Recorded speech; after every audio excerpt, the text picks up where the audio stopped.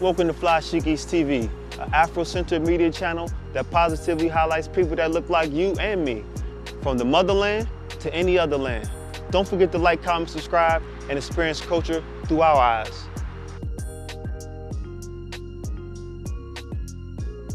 How do you feel about the relationships between the Black man and the Black woman? And what do you think that both of them can do to kind of improve that? Oh my goodness, that's a loaded question that you just asked. a very loaded question, because and it's something that needs to be discussed. Because if you look at the marriage rate, we're not marrying each other anymore. I think they said what 26% or 26 or 27% of Black people are married. And then when you dig deeper into those stats, we do tend to marry each other when we do marry, but there has become an increase in interracial dating and intermarrying, interracial marriages amongst us as well. So it's kind of like, okay, we don't marry each other because 26 or 27% of Black people are actually married. And then when we do marry, we typically marry each other. But now you're seeing like this increase of interracial marriages within the Black community. And so the question becomes, why? You know, what happened? Why aren't we marrying each other? Is it because of the breakdown of the family? You know, because remember, up until about the 60s or 70s, I think in the 60s or 70s, the rate was maybe like 80 or 81% of Black people were married. Yeah, you have to go back and check out the census data on that. I want to say, and see, brother, I know you're probably going to edit this. I have to look this up. You got to fact check. I just want to be right and exact when I tell you something. Okay. So here it is. All right. So I have it right here. Let me bring the stat over here. So I'll be looking at you while I'm talking. But okay. So I have because I actually literally a few years ago did a lecture where I spoke on the Black family, and I talked about how the Black family is the oldest institution in the world.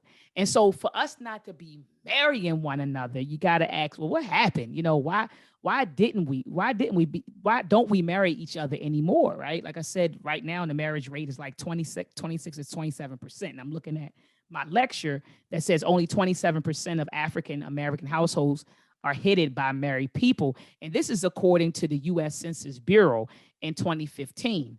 All right. And so you kind of got to ask yourself this. It says the majority of Black babies are being born, 72% are being born to unmarried mothers. Now, between 1890 and 1960, I want to say this again, between 1890 and 1960s, the marriage rate was 80%, which was actually higher, which was a higher percentage than all of white America.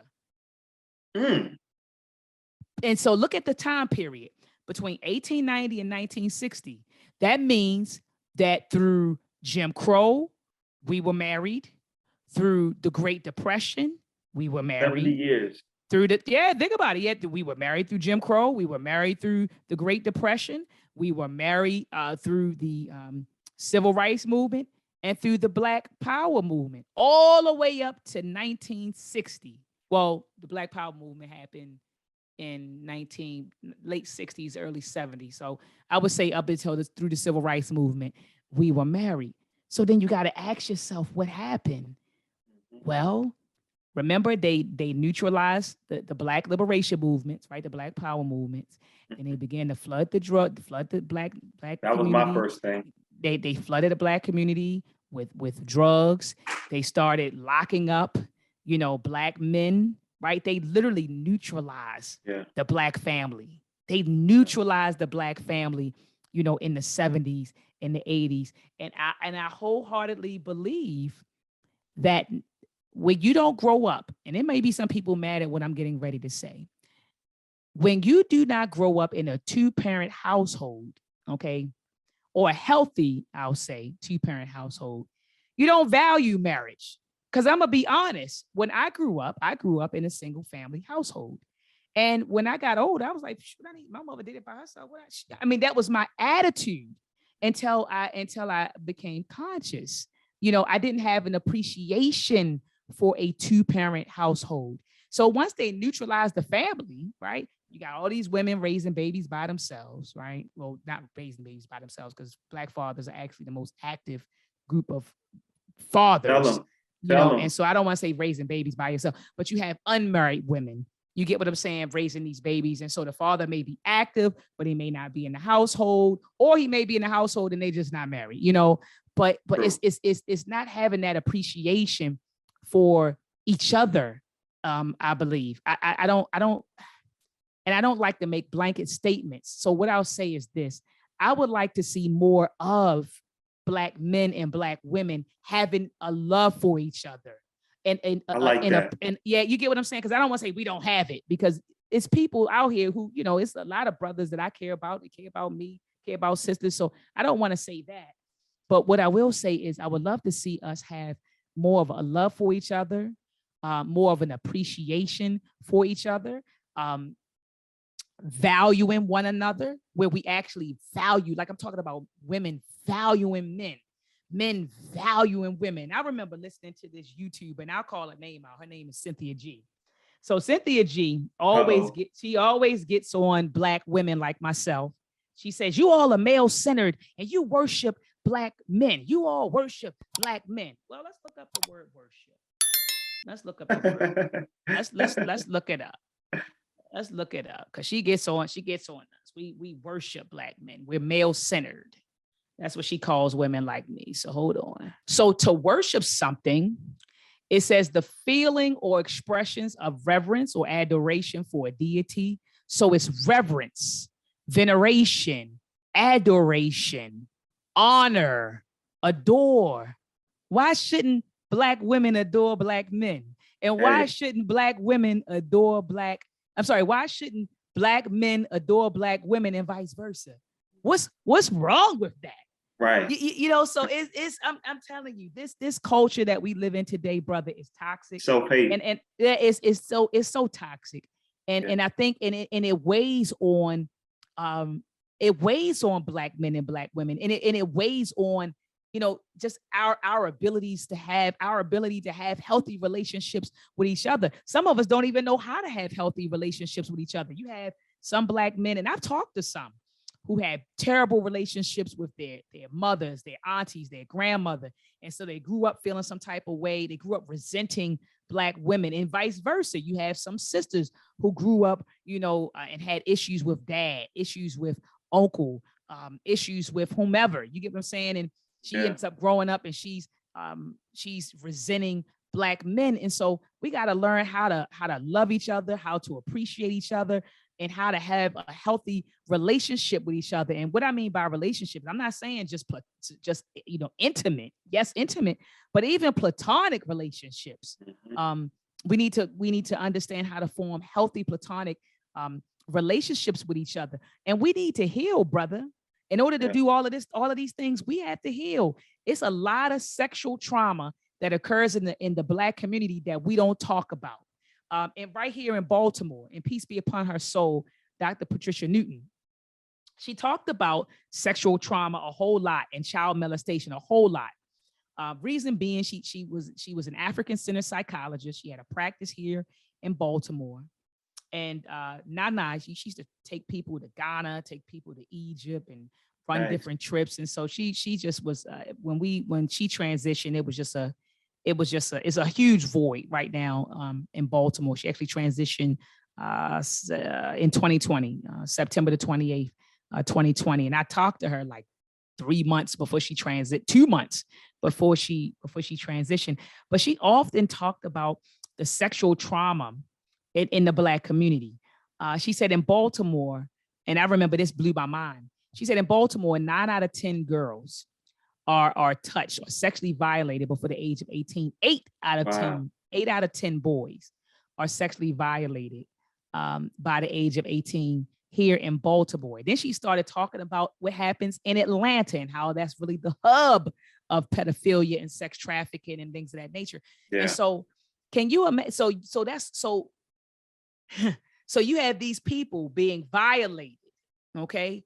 And do you expect them to grow up and say, oh, I want to have a healthy relationship with the very same person, not person per se, but the sex that violated me? You know, she often talked about homosexuality and how she talked to over 6,000, I want to say 6,000 patients, and she saw that homosexuality was highly correlated with sexual trauma. You know, she said it got to a point where she said when LBGT people would come into her office, she would say, well, she used to ask, were you ever sexually violated? But she said it got to a point where she just asked who, because a lot of those, a lot of people from the LBGT community that she came in contact with, and I want to be specific because, you know, people say, well, everybody in LBGT was touched.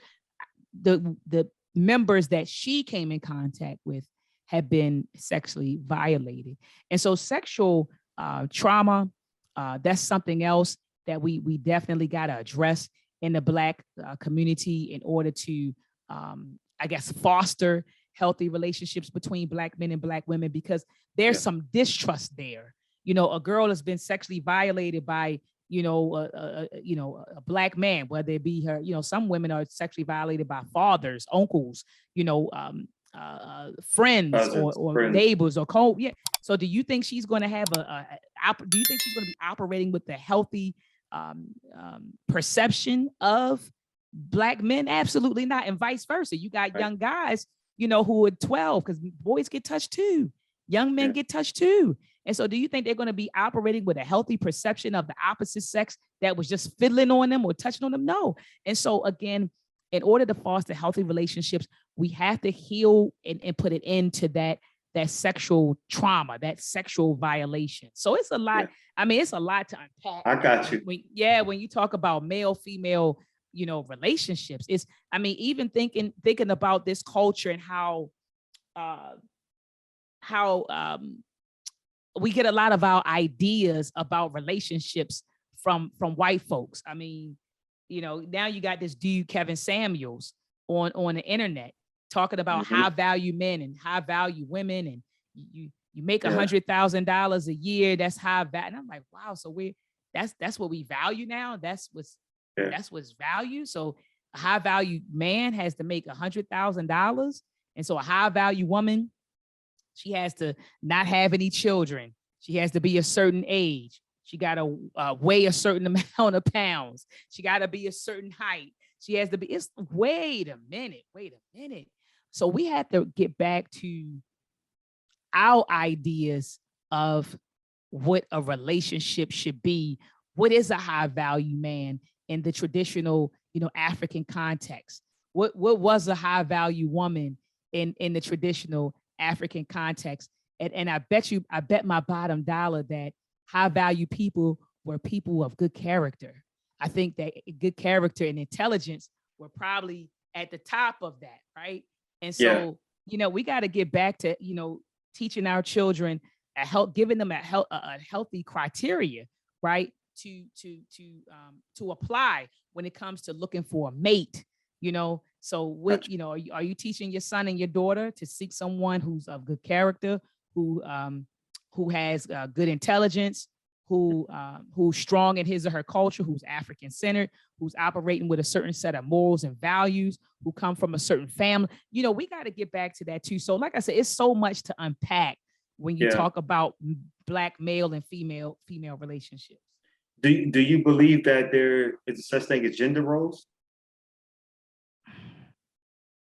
I know that's kind of another loaded question, but you know, just for the sake of the argument, is what you're saying about how like high value man, high value woman. I guess that, like, you know, it kind of will be defined on what you kind of are looking for. Because, you know, I feel like at the end of the day, if somebody's weak at something and you find a partner that is kind of strong at your weak point, it doesn't really, you know, the gender roles can kind of compliments. And I'm sitting here as you're talking to me, I'm thinking about this book by Ife Amadoume. what's it called? Male daughters, female husbands. And I know the title sounds crazy, like given this whole climate, but it's not what you think it's talking about. It's not any trans, it's not trans anything, but it's in the book, she talked about how she talked about like gender roles and how in her particular ethnicity, and this sister is Igbo. Some people may say Igbo or some people may say Igbo, but that's her ethnicity. And she talked about how they don't really trip on if you're a man, you're supposed to be this. She talked about how some men are very domestic. They may take care of the house and the woman may be the breadwinner. She may be the one out there controlling the market and getting the money, and he may be in the house. Does that make him less of a man? I think that it's, I think that it should be about what's best for the household. I agree. Right? Like it should be about that. It's, you're the man, you're supposed to be making X amount of money each year, and you're supposed to do this each year. And I mean, I think it's about, all of our gifts and our abilities and how we can contribute to what's important. And that's securing food, clothing, and shelter and safety for our families. So it's working together to meet our basic physiological needs. And as long as we can do that together, you play your role and I play mine. You play the role that's best suited for you, and I play the role that's best suited for me. But to say that, you're supposed to make more money than me because we live in a patriarchal society that says so, because that's what that's patriarchy that we're talking about. And so it seems like to me, brother, as much as women claim that they don't like patriarchy, a lot of sisters operate with patriarchal ideals and values. So they'll say, oh, well, on one hand, I want to do this and I'm a woman, I can do this by myself. But on the next hand is, oh, I want a man that make more money than me. I want a guy to do. So it's like, wait a minute, sis. Like, wait, you're confusing. Pick one. Yeah, pick one. So it's like, on one end, you hate patriarchy, but on the next end, you're operating on one end. Like I said, on one end, you don't like patriarchy, but on the other end, you operate with patriarchal ideals and values, which confuses the hell out of brothers. So true indeed.